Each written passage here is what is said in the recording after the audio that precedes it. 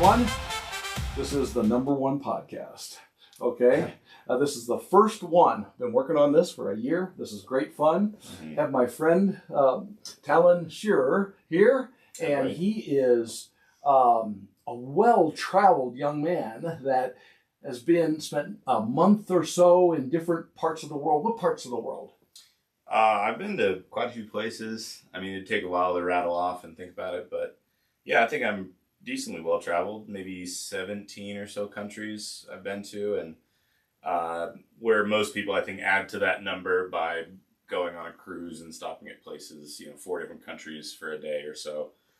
Pretty much everywhere I've visited, I've spent, at least 3 weeks kind of thing. So yeah, dive deep and enjoy it. How many languages do you speak? I can do pretty decent with Spanish after a little bit of a time, and then I speak English, of course, and I speak Japanese as well. Do you speak American? I do my best to. Okay. So anyway, the point of Talon being here with us today is he's only been here in Pagosa for less than 6 months, and the value of that is huge because he gets to look into our little town, and with all of the experiences he's had, seeing all the different cultures, the different types of governments, different types of the way security is run in these different countries, he gets to look into our little town and give us a perspective that we don't often get.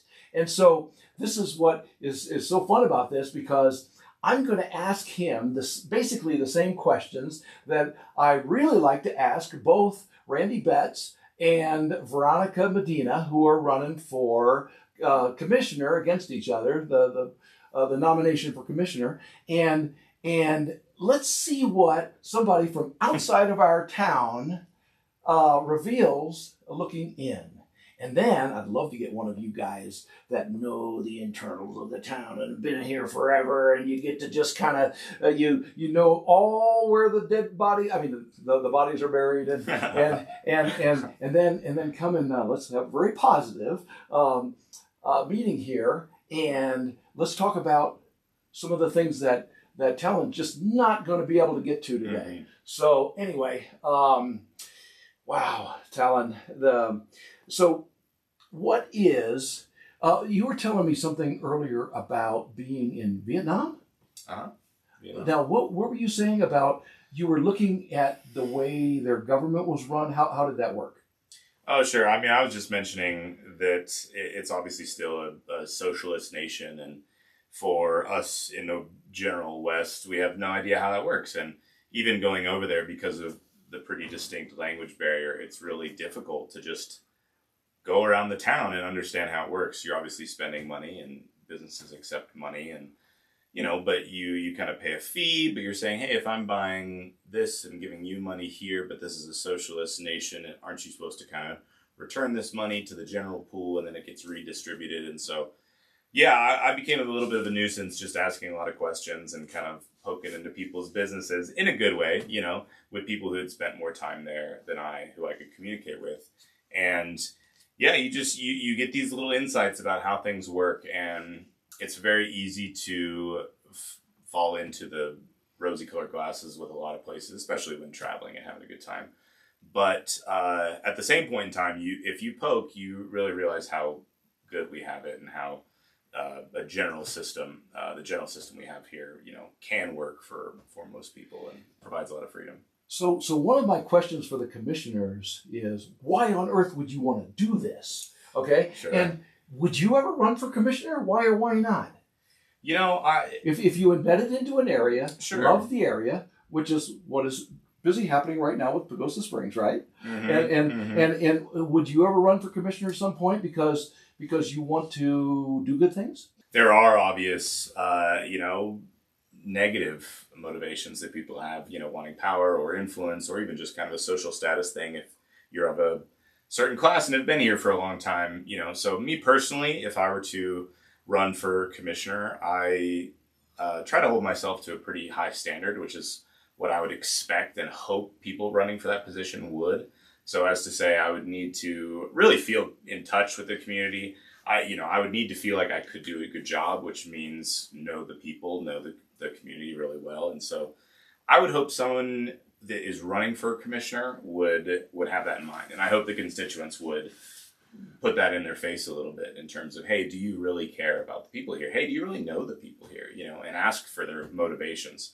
Obviously, the county commissioner comes with a lot of responsibility in terms of overseeing budgets, and I mean, it's like a whole city council, in and of itself, in a position. And so, Right. yeah, I think that question is a good question. The motivation, and you should be able to back that up with actions. So one of the questions I want to ask the people running for commissioner is what do you think that what is the number one thing that the average voter completely misunderstands about local government? I think most people have no idea how local government goes. And I mean, that's even true for me. So obviously all this comes with a disclaimer, but local government mostly I think is slow. People understand that in practice, but I don't think they understand that in just why it has to be that way. There's a lot of bureaucracy. There's a need for it. In regards to this specific government, I couldn't speak, being that I haven't lived here for so long, but I would pose the question back to you. I mean, you've seen this more than I have in terms of living here and being part of this community. What would you say that specifically this government people don't understand? My guess would be a lot of the management of tourism, and would be a lot of the management of kind of building and the expanding of the town would be my guess. Right. So let's say that you as commissioner won. Sure. Either Randy or Veronica, okay? Uh-huh. And let's say that you won, and then let's say that 6 months later you found out something was just difficult to impossible to do. Mm. How would you address your constituents with what they need to know? I mean, I would like to think that through the process I would be transparent. In today's day and age, there's really not an excuse for not being open and communicative. Obviously, with a bunch of people, you can't be at the beck and call of every single individual. You can't take 100 phone calls throughout the day. So there's the nature of just being busy. But that said, you can put out statements regularly with such phenomenal ease and put a minute at the beginning of your day to let people know, your constituents know how your project is going. So first of all, I'd like to think that I would be transparent throughout the process, in terms of how it's going. I personally also don't really think there's an excuse, unless something changes in terms of data or the general circumstance.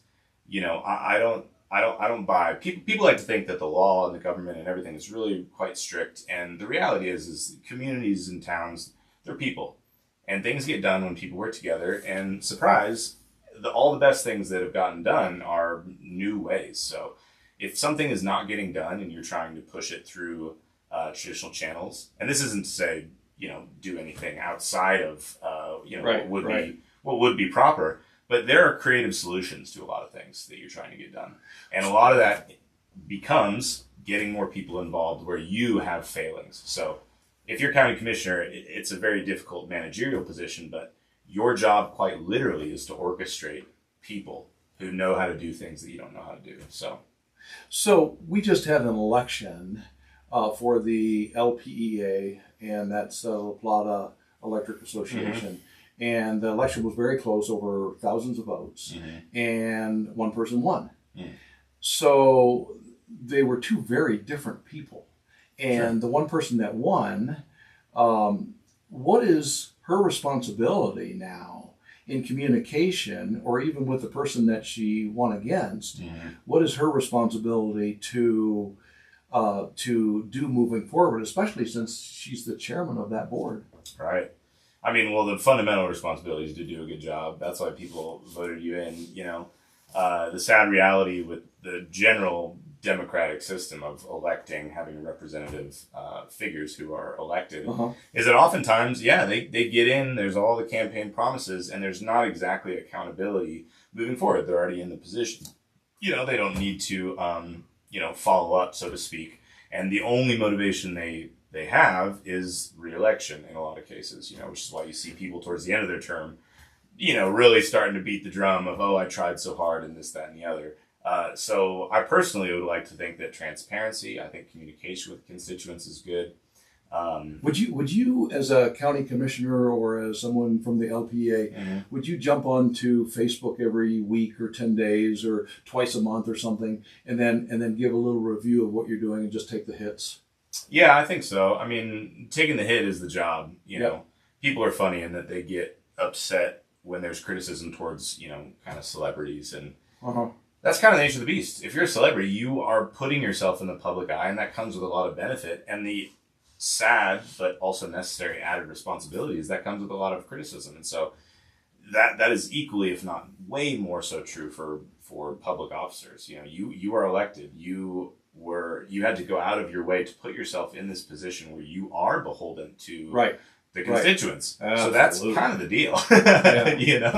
So if you could, as county commissioner, just imagine if you could fire one bad idea, you're fired. Okay, not a person, but an idea from county government. What would that be? What do you think that? Can you imagine what that would be? I mean, for this specific government, it's hard. It's hard for me to say to have a well-educated answer. So I'll give you another disclaimer on that. But I might fire some of the pretty plainly not meant for rural communities kind of laws that are getting imposed. I think that. Do you have an example of one of those? I mean, recently there's the new fire regulations that are going into place, so that's affecting building codes, and there do need to be some updates in the building codes. But for people, I've worked as a builder for quite a while, it does get to a point where you're talking about the universal building code, and it'll change one year, and then it'll change back the next year, and it kind of just feels like they're changing it to change. And so, in regards to these fire maps and the fire regulations, some of that is really just people sitting in an office thinking they know how to manage fire, and ultimately making the building process, putting more burdens on homeowners, many of which who might be on a fixed income, and it's not to any benefit. If you were to do that, a much better approach would be to provide some subsidies or provide some grants for people to actually go out and do that work. That's creating industry. People can go do fire mitigation instead of making things more difficult. Obviously, if there's a forest fire and your house burns down, that is a major bummer. It's a major bummer for you, but what's happening now is with insurance and government, not necessarily working together, but in theory working to mitigate fire problems. Ultimately, you're getting a lot of burden on just normal people who don't have a lot of money. And at the end of the day, it's not actually, we don't know in a lot of regards, but what has been seen in other places around the country is it doesn't actually help a whole lot. What you need to do is mitigate the fuel, give yourself defensible space, but making that a mandate without providing ways that people can do that, it just burdens small towns, and puts people out. So we have roads, childcare, schools, infrastructure. Everybody wants improvements. Nobody wants higher taxes.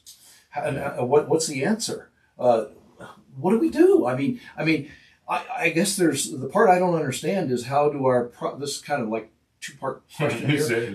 The part that I don't understand is how do we have all of our properties are valued higher, the taxes then are higher. The people, the governments get the taxes, but yet that doesn't ever seem like it's enough. How does that work? Well, I mean, to play the devil's advocate, in a sense, that is how it should be. A town should gain more people, hopefully via industry. More people should come. There should become more houses. It will draw more people, which in a sense gentrifies, but raises the property values. That adds to infrastructure, that more people add to your tax base. I mean, so in a sense, that is how it should be. The other devil's advocate point you could make is that with the rising cost of goods and the rising cost of materials and getting things done, if you are a government agency, you can say, hey, that's just how it goes. We need to increase costs to get more money. The cost of goods is costing more than the taxes are being raised on our properties, for instance? No, I don't necessarily. I'm just playing devil's advocate. I think that, that's a difficult issue to face because, you're dealing just by nature of the system with a socialist enterprise. That's government in general. They get a paycheck out of our taxes in order to carry out things for the common good, roads, the things you mentioned, even social programs that aren't explicitly promised. But there's not competition within that. So as we brought up before, if you're elected, you don't, have motivation. You're not going to go out of business because you get a paycheck next month because everyone continues to pay taxes. And so, that's the issue. The only recourse people have is to vote you out. Kind of. Here's a quick little question Mm-hmm. that's off the list. So do you think that there should be markers that county commissioners get? They have to reach, or they don't get a paycheck that month? Oh, if we're being creative in terms of just changing a bunch of things, there's plenty of things you could do. I think giving the town or the people who work for the town or the county a stake in the county, I think that's a good motivator. I think having which it is to an extent, but having your salary directly linked to markers would be a good deal. It's like, hey, if you increase the economy of your county by X amount, for example, you're going to get a bonus. Like, I don't think there's anything wrong with that. That seems like a win-win-win. Fantastic. I think that'd be great. And I think similarly, if they're face these things, and the whole point of being a public servant is to be a public servant. It is a service you're wanting to provide for your community, and people that are called to that, I think should be willing to take on the potential for, hey, if my community gets worse while I'm supposed to be serving it, I should also take a hit. I should be held responsible. Good luck with that. Exactly. Exactly. Yeah. But if the county commissioners somehow went outside of themselves, working with the county manager, and they hired in some sort of a tech company or something that could locate here, and it was going to be a $50 million a year company, and hire 200 employees here locally. Mm-hmm. Do you think they should get a bonus? And if so, how? I get you might not be. You do that in private industry. You do that in private industry. And might not be alluding to this, but there is the potential for corruption in that. Where yes, you maybe increase the industry, but you do it with some shady people, and you're essentially getting a write-off, being that your salary's tied to it. So we were just brainstorming, obviously. So there's certainly potential for that. I think bringing industry, though, is definitely a good thing. It should be integrated in the community, So right now, data centers are going in all over the place, and this isn't a pro or a con. They take water. Around this specific county, there's not a huge amount of water. Water is an issue that you yourself work in. So I would think that some county commissioner who's trying to make that kind of deal might have some ulterior motivations, but utilizing creatively natural resources that are already here, or other potential, tech is a great example. You could subsidize businesses to come here depending on how much salary and job positions they put out. Having an office. Well, that's normal. That's normal. That's the amount of money and tax subsidies that Microsoft got up in Seattle was just outrageous. In the billions. Totally. So if and this is one I want to so ask Randy and Veronica, if there were a couple Denver politicians sitting across from you right this second, okay, what would you tell them that they get wrong about rural Colorado? I think especially Denver, if you're a politician in Denver, you have an obligation to know the rest of the state. With such a population, it's been said about a lot of states, but the main cities are what flip elections, what decide, huge policies that impact everywhere. Our government was really made to be, to have power locally, and authority locally spread out. And that comes down to state, but I think it also needs to transfer, to county and even smaller jurisdiction levels, because people that are closer to the issues are going to obviously have a much easier time solving them. They'll also know what they are. And so I would probably tell them to work with me. And so I'd want to be encouraging. I don't think it'd behoove you to tell these people off. As far as something they're doing wrong, I might bring up the building codes. I might bring up the new fire regulations going into place, the new energy efficiency standards. They don't want to hear that, because that's tax income revenue for them, and they don't want to hear that. So but that leads into the next question. Unfunded mandates. Okay, You're right. The state Denver says, wakes up in the morning, and then those crazy people up there go and say, hey, we want you, Archuleta County, to do this and this and this. And it doesn't work for us in the first place. No. So without saying the words "go pound sand," what is the better way for Archuleta County commissioners to push back against that?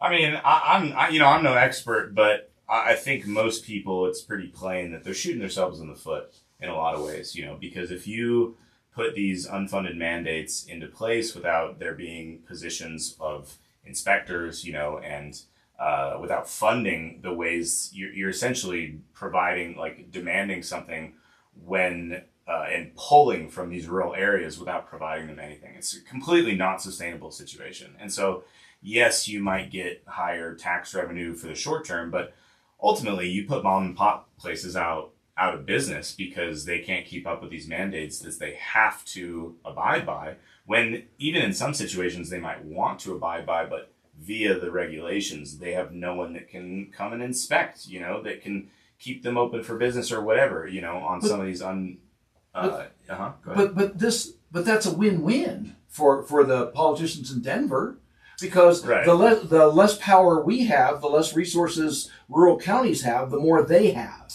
Right. So there's going to need to be a good way to fight back, and I want to hear those answers from Randy and Veronica. There really should be. I think that, there is, if I'm not mistaken, there are some rules in place here in Colorado where if it is unfunded for a certain amount of time, you can essentially sue the government party that's putting this into place. Essentially saying, hey, you're forcing me to do something that you're also not allowing me to do via not putting the structure in place that allows me to do it. You see this with a lot of things. You were talking about this so eloquently in our pre-conversation here. You were saying, now you have one government suing another government. We're all paying for it, and nobody wins. Right, it's a lose-lose. Right? That's why I said, when you said, hey, what would you tell the Democratic politicians they're doing wrong? Okay. I would personally probably try to approach it as a conversation with them, because just saying, hey, you're doing something wrong, they're less likely to work with you, and you need them to work with you, because otherwise you're fighting. And if two government entities are fighting, everyone's losing except for the lawyers, because it's all getting paid for out of your taxes, So I guess it's just a waste. The only other positive way of looking at it is they're not making more stupid laws for us to do, and while they're busy fighting. I guess that's the only positive way of looking at it. But they're still getting paid. So I don't think they really would mind. That's right. That's right. So if and this is another question that I really would love to hear from Randy and Veronica, is what county problem? What is a county problem that keeps you awake at night? And you're less than 6 months here. Sure, I'm is there anything that concerns you? Nothing's keeping me awake at night. Housing is pretty clear. Some of these, unfunded mandates, are a problem for housing. It makes the building costs really high. And even if you want to do a program like government subsidized low-income housing, you're essentially just bureaucratizing the building process and making it cost more, even if it ends up costing specific individuals less down the road. As I say, you charge everyone more up front, and then a very small handful of people get to pay less going down the road. So it's just not really a good way. Whereas if you, for specific programs, removed strategic regulations, you would get more competition. People would be more interested in building more houses. Some of the, maybe you lax on some of these energy efficiency codes that, while good, we don't need to have some grandiose millionaire standard if we're building low income housing. That's not to say that these people don't deserve dignity. You're giving them dignity by giving them a house, but yeah, it's not cutting corners to say, hey, if we're providing something that's supposed to be cheap, we should figure out creative solutions to make those cheaply, so that we don't charge everyone, out of their wits just to provide a small service. It's just not sustainable. Fundamentally, it's not going to last. The phrase "government giving someone something" is like fingernails on a chalkboard. Yeah, it's cruel because for sure. Because it's what is there that people that are getting the benefit of low-income housing can do to, give back to all of us that have been stuck with the extra taxes to pay for that low income housing. What are their responsibilities? Well, I mean, this kind of comes back to the, my opinions on the problems affecting the county. I mean, I think there's an element of there's a labor issue where, for a lot of service industry, a lot of jobs, they can't afford to live here. And so, because the housing issue, so all these issues kind of compound, so I would think that you could address, ideally, those similarly at the same time, especially with maybe public works, there's issues, the roads are a huge issue, this isn't to say put people into like a wage slave type situation, but right. I think there are plenty of people that would take that as a stepping stone to upgrade their life. Hey, you get low income housing if you work for the roads department for a certain period of time under a contract, and maybe you're not paid $50 an hour or something outlandish, but you get good work. You this is a stepping stone for your life. You get money. Your housing is already subsidized. You're able to meet people within getting a job. I mean, it's kind of a twofer. You get a house and a job. You're able to meet people and establish yourself to, like everyone does, upgrade your, economic potential just in a normal way. So that was the long form answer to government has these programs to reduce student loan cost if that person that's a doctor or some sort of a doctor goes to rural communities and helps and then stays there for a period of time. Is that right? Yeah. Same deal? Yeah, you could take that premise, but you could apply it to a bunch of different things. Obviously it is very nice to have in a rural community, there needs to be a doctor, so I understand higher incentives for higher need, but at the same point in a town like Pagosa Springs here that relies on tourism, I mean, you need tourism needs roads, like these things are of great importance as well, and it's not like it couldn't be done at a much wider level on these more low skill type trades as opposed to obviously a doctor, but the premise still stands 100%. Okay, so the one groundwater question doesn't apply to you just because you haven't been here long enough to really address, know where any of the water comes from or anything, so that's fine. But my other question is would it be out of line for Archuleta County to create another layer, I can't believe I'm saying this, another layer of inspection or responsibility where all the wells drilled in Archuleta County have to be something? There's 3 well inspectors statewide. One's getting ready to retire. He's the only one that's drilled wells out of the 3. The one's up in Denver, chief well inspector, and the other one's had the job for 6 months. Jeez, okay, wow. Over 225 licensed individuals running around.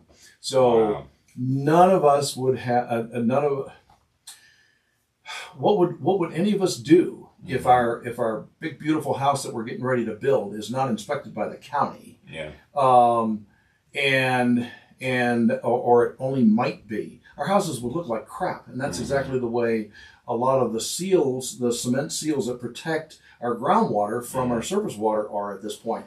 So is it out of line with everything you've seen around the world and everything else? I mean, this doesn't, on a common sense basis, I don't know who would do it. I don't know who would pay for it. I don't know, but is our groundwater worth requiring homeowners to let somebody in the county know that their well is being drilled that day or the next 2 or 3 days? Is there with the health department? Or I mean, to me, that could kind of go both ways. You know, I could see how that extra layer of, bureaucracy is really not to anyone's benefit. It makes things cost more, and I think people have a right to obviously have some water, especially if it's on their own property. But at the same point in time, we're talking about aquifers that feed a lot of people, and water is an issue around here. So, in a perfect world, there would be some regulation around that. But more often than not, regulation ends up benefiting few people and kind of raising the cost of everybody.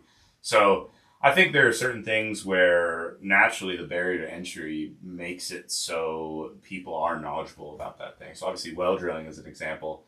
you have to have a huge amount of equipment. You have to have it's a huge amount of money. I mean, to try to get into that. So anyone who who is a well driller, owns well drilling equipment, I think they're pretty well versed, and they're not going to last if they go and drill wells for people that don't do anything. You know what I mean? They're going to burn out not only their equipment, but people are going to be upset. They're not going to hang around. So you have to know there's a barrier to entry where you're not going to spend that amount of money without knowing what you're talking about and knowing what you're doing. And even if you do and get there, you're not going to sustain unless you do, have an idea of what's going on in the general, how it all works. But I would think that personally, I'd probably say, I wouldn't mind an extra layer of regulation, but I think that should be hyper stipulated because more often than not, what would happen with a bill like that, and I just say this not to be cynical because we've seen it, is you have kind of at the last minute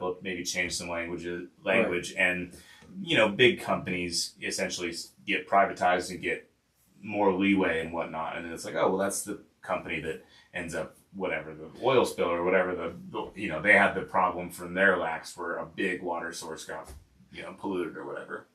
So I just had an idea just while we're talking. Yeah, okay. And I just had this idea. We just talked about unfunded mandates, right? Right. That's the other thing. All right. Yeah. I think our county commissioners ought to turn into negotiators. Absolutely. I think they should go, hey, you've got this unfunded mandate that we're getting stuck with. Yeah. We want a well inspector down here 80% of the time. Yeah. And then go from there.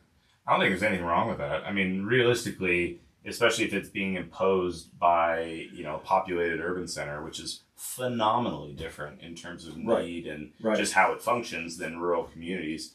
Yeah, I don't think there's any reason why a rural county couldn't negotiate with, and obviously I'm no government expert, in terms of how it all works or whatnot. But yeah, I would think that would be a good way to move forward. I think if anything, in a legal situation, it shows good faith. It shows you wanting to comply, and it also shows, hey, this is unfunded. So this isn't even going to sustain. And if I'm not mistaken, again, by the laws, if you don't fund I can sue you for trying to enforce something that you're not allowed to, so hey, work with me before it gets to that point. Right. And, it's not a tit for tat to, try to gain some ground for your own community's needs while saying, hey, I'm willing to play ball with what y'all in the ivory tower decide we need to do out here in Boondocks.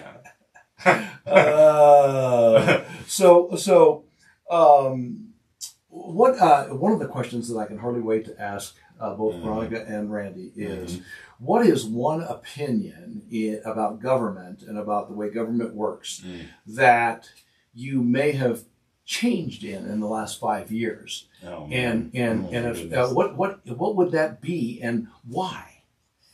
Man, that's a huge How about for question. you as a private citizen? I mean, that's a big question. I think, and it might sound dramatic, but my opinions, honestly, on democracy in general have shifted. And that's not to say that I'm opposed. I just age, think experience, the country, what? I mean, there's a lot of things that people take for granted that they end up affecting poorly, with their vote. Our system is a republic, and we do have democratically elected leaders who are intended to represent us. But you can get bad actors and people who are uneducated and people who maybe don't even care about a certain area or something and are just doing it for nepotism or for whatever reason. There's plenty of reasons where votes could really just go astray and it muddies the whole system. And to some extent, you can be cynical and say that some people don't mind a muddy system because they can do muddy activities and not be noticed. But I think that, even with what we're talking about with well inspecting and whatnot, you're saying there's 3 people that have this huge territory, not sustainable. The entire state. Yeah, crazy. Right. Just crazy, not sustainable. And 2 of those 3 people have not even drilled wells themselves. I think if we're talking about a county commissioner in the same regard as we're talking about, this well inspector, obviously the county commissioner is elected, I think that, if you're going to elect a well inspector, you might want to have some experience in wells yourself, because otherwise how are you going to choose a good person? So county commissioner is a little bit different, but an opinion that I might say is I might give a ranked vote situation, and not ranked for like who you choose, but giving more people in the community more power. If there's if you have a business that provides tourism, or services, tourists that come in and to eat or to do whatever, I think you might have more of a vote. You're encouraging and bringing people to the whole community. You have more you have more stake in the game in terms of who becomes the county commissioner. You have more stake in the community because you want the tide to rise because you are one of those votes. You're not just a retiree. It's nothing against retirees, but and I'm not even advocating for like a specific way it should be. I'm just saying my opinions on everyone gets one vote and everyone this, that, and the other, and it'll all be peachy clean because everyone knows everything. It's just that's not the world we live in, and ultimately it's it's created a situation where a lot of people I think feel disenfranchised because it's also above them. Right. I don't think if people are being honest with themselves, I think they would tell you, hey, I don't know a lot about that.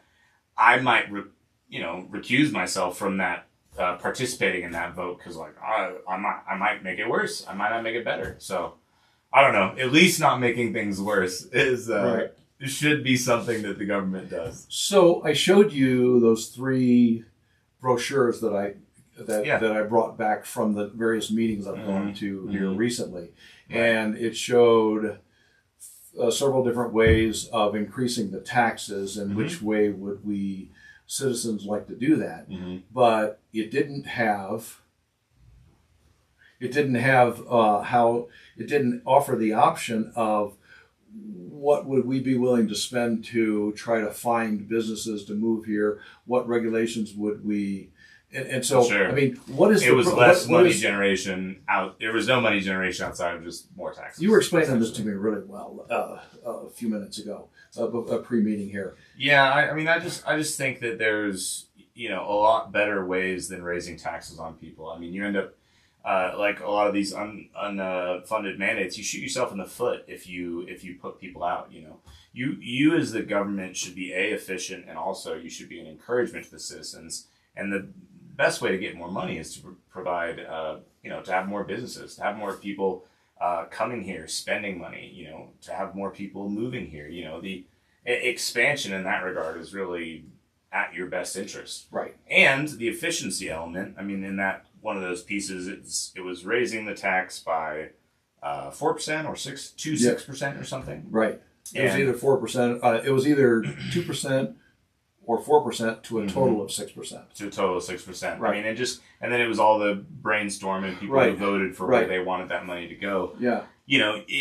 It should be an integrative system. Like we talked about roads, and there's all the statistics on the roads, and hey man, with this new budget, they could pave a mile a year, which that'd be good because then they wouldn't have to, rake it and maintain it as much, which is, so you're by adding to the infrastructure in a more permanent sense, you're saving money in the long term. But then you obviously said, hey, but how do you decide what mile? People are going to get up in arms about what mile. And I'd say keep a simple standard. What road costs the most to maintain? Put money into that, so then you can cut your costs down the road.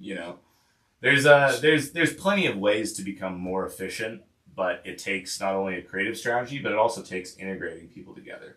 Like we said earlier with the low income housing. Don't charge more taxpayer money to build that.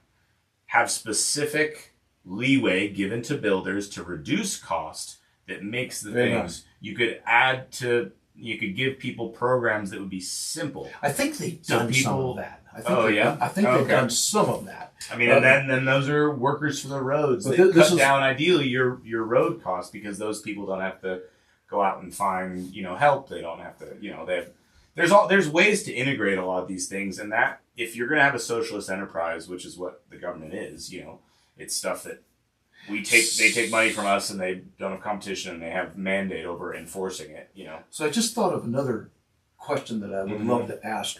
Randy, Veronica, here's another question for you. Which one of you is the better negotiator? There you go.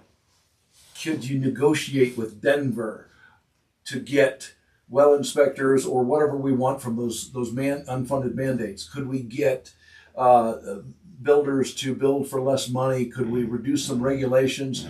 Who's the better negotiator? And here's a question for you. How would we find that out between those two? I mean, history speaks a lot. I don't know either of those individuals personally, and being new to the area, I couldn't speak to their history. But I think coming on this podcast would be a good start. I think in engaging with people. That's why I said earlier in terms of saying what Denver folk have done wrong. I mean, your job as a county commissioner is ultimately the director, and there's a famous quote where. I won't say who, but someone was asked, hey, how do I translate the vision, which you should have as a commissioner, to the reality? And a more wiser director essentially said, hey, that's actually not your job. Your job is the orchestrator. You're bringing people together who know how to do these things because you don't know how to do everything. And so humility is a big part in saying, hey, I don't know how to do I don't know much about wells. Let me make deals with people. Let me bring people together. Let me be the connective tissue so that a lot of these things can get done that are obviously way outside the bounds of anything I would ever know anything about, Because realistically, county commissioner, you should know about the town. You should care about the town. You should know about the history. And, and ideally, obviously, be financially minded because that's a huge component, But really, beyond that, your main job is you are an organizer, a director, an orchestrator, and bringing people together to solve these issues. Okay. Don't inflate yourself and think you are the one solving the issues because you're not. That's not the job. No, I think Randy and Veronica are pretty good in that regard. Okay. I think they're really well-grounded people. I know John Ranson.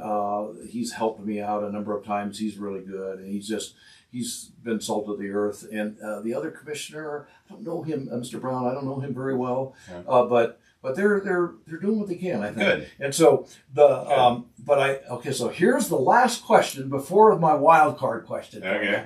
Everybody gets a wild card question. Don't know what to tell you. And here we go. Okay, yeah. Not nasty, not gown. God's not going to give us a frowny face on this. Okay. So yeah. But if you could if you were going to run for commissioner, what would be the question for Randy and Veronica is 4 years from now, what must happen for you to say doing all of this work as commissioner was worth it? What would you be? If you were commissioner, what would you be looking for with that as your goal? So this might be a little bit of a cop-out, and obviously, as is this whole thing, in regards to me being a nobody and these opinions just being my own. But I think everyone can tell, myself included. Stop. This has been fascinating. Oh, it's fun. It's good fun. This is very valuable seeing from your outside in of our little county. Sure. And make it our little county. There you go. Okay? I appreciate that. Okay, go ahead. Well, I mean, to that point, me coming in, new people coming in, whether they're moving or they're passing through or, just on a sabbatical, whatever it is, you can tell how vibrant a community is. And I don't say that in any bizarre sense. I just mean how well people are living, how happy they are, right? How much they like living there. I mean, it's pretty apparent pretty quickly. I think to most people, if you're just observant and care about people. And so this is when you go into a restaurant. This is when you are walking down the street. I haven't lived here that long, and so I'm not even claiming to be a person of this county, yet. But here in Pagosa Springs, I walk down the river, and immediately who's a tourist and who's a this and who's that. Right. I mean, it's apparent, and that's not to say I probably also don't look like a tourist in a lot of regards, but you can tell those people, and you can categorize, and then that guy over there, having a cigarette or something, he lives here, That opinion, seeing that individual and how well they're living, how much they like their life, is really what hits home about and speaks way more volumes about the place. So me personally, I'd like to see people more vibrant. And that's not to say being a server or I'm a laborer. Like you can do all these things and live extremely vibrantly. The things that make that hard are often these things like taxes, are often the things like what's going on right now, which needs to get done in terms of the roads. It's a pain to go downtown. I don't want to go downtown because they're doing all this, that, and the other. So that's not to say, again, it's getting done, but maybe more maintenance periodically throughout the time so that a big overhaul doesn't need to happen as often. Obviously, there will probably be times, Yeah. But it's those things that make my life hard. They make it to where, I kind of live here, but I'm just kind of living. I'm not, engaged. I'm not out there. If I have more free time, if I can make a better salary, if the economy is booming, I want to be a part of it. I want to. And you get the self-help situation where people are engaged in their own community. So you as a public servant, you don't have to do as much because guess what? People point out problems you could never see in your wildest dreams that are legitimate problems, and they put energy into fixing those of their own accord. It's beautiful. You allow people to have that freedom, that peace of mind by living decently, not having stressors of, dang, I gotta, my well is out of shape because it's been rusted out because, there hasn't been the maintenance or whatever the issues that more about. I am extremely stressed about this $20,000 that I potentially have to. Oh, and actually there's another, just the inspections on top of that is another 20% higher. And these things stack up to most people, So, if there's housing, people can live here, cheaply. If the infrastructure is maintained, I don't have to worry about changing my tires on my car. I mean, all these things compound. And if I got free time, everyone is going to put in, and the whole community is going to be made more vibrant. Beautiful, beautiful. Thank you. If I may. Beautiful. I want to live in his Pagosa. It'd be nice. It is nice. It's already nice. 27 years ago, one of 3 reasons why I moved here was I walked through the upper city market. There was a lower city market at the time, where Nature's Oasis or something, the health food store is. Carla would know. Natural grocers. Natural grocers, yeah. I walked through the upper city market, and here's all these people walking around all stressed out in a big hurry. And it was just like, and they were just like kind of intent on getting life done. And it was like, I can do this. This is my kind of town. Yeah. And that was one of the 3 reasons why. And you like that. Here. Nice. I like that a lot. Okay. It probably wouldn't have done it for me if I had been, seeing walk down to the river and there's everybody going fishing. That wouldn't have done it. Sure. Okay, but anyway, it did. Yeah. So here's the wild card question. All right. Oh, good. Okay. So, ladies, you can all see that there's no ring on this boy's finger, right? Oh, good Lord. Okay, if you could write down on AI these days, and come up with the most, and you could write the description of of your future wife, what would that look like? Oh, jeez. Told you it was a wild card question. Oh, man. Well, I'm going to spin that a little bit, which I hope is taken well. I don't want to. I like to be surprised. And so when I envision my ideal gal, there's a healthy amount of, man, I don't know, which is, I think, the beautiful mystery. And that's I think, respect given to the other individual of, you're going to do the things that I don't quite expect. And that's beautiful. That expands my life. I hope that my future gal, embraces the same for me kind of deal. But in other words, he said all of you are available. Well, no, I don't know that. You're like wild card question. I say, give me a wild card. I don't want a wild card. In terms of a more concrete answer, I think motherliness is really nice. I like sweetness.